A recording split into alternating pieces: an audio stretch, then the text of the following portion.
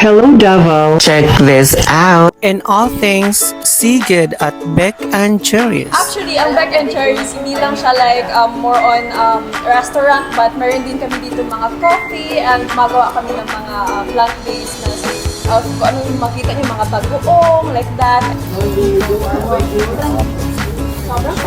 Anything you name it, meron kami yan sa Beck and Cherry. Filipino food na plant-based.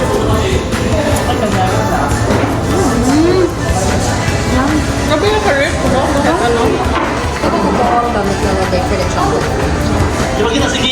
So kung anong makain ninyo dyan, lahat yan, kami gumawa niyan from our hearts.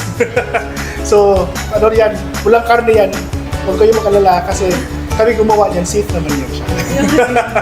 So, yes, 100% plant-based yan siya. Kung health conscious ka, tapos gusto ka mukha baboy, pero haglo ka manamba, haglo ka sa high blood, well, kanina lugar, morning to bag, sa imo ang cravings.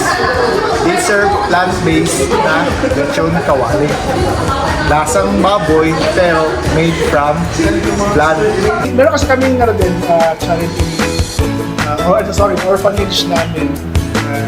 So in support, pag every time kumain kayo dito sa amin, you're also supporting our orphanage. Fields of Dreams. Yes. I hope you can visit sometime din sa ibang panahon.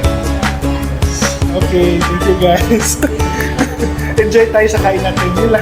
Yes, we have enjoyed this vegan restaurant located in Ecoland Subdivision, Davao City. If you are craving or just want to enjoy your favorite comfort foods but have health restrictions, this is the right place for you. The ultimate plant-based dining experience in Davao City. This is at the third floor of Bioskin building of Amaya Street near Ecoland Bus Terminal. Check out Beck and Jerry's. Ay, nakatawa lang.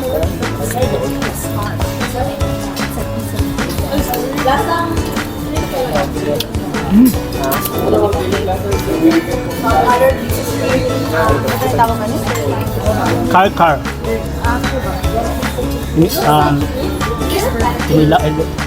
Padayaw na appetizing. For more details, visit their Facebook page. Also, our website, it's www.popdavao.com. Check this out.